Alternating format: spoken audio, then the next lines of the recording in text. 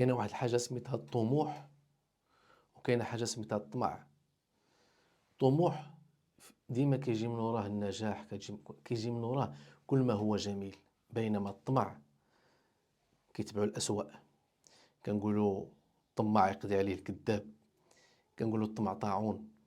فالطموح ملي غادي نكون انا غادي نقول هاد العام عندي واحد المحل، وكنطمح ان العام الجاي يولي عندي زوج ديال المحلات، وكنطمح ان في ظرف من هنا ل3 سنين ما نبقاش داير كونفونسيون مثلا مع شركه ديال التوصيل، ندير شركه ديال لافغيزون ديالي بارتو في المغرب كامل، يكون عندي واحد الاسطول وواحد لو ستاف.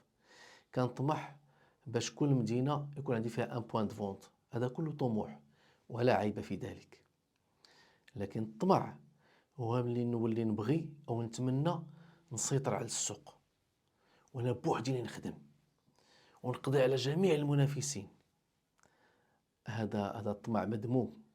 علاش؟ لانني فتحت لقلبي واحد الباب سيء ديال الحقد والشر. مشيتي لواحد لو شيما الذي لا يحمد عقباه. غتولي مريض، غتولي مأزم، اللي عندك ما يقدكش، لانك صافي وليتي باغي تضارب مع كل شيء، ما غتوصل لاي شيء. علاش؟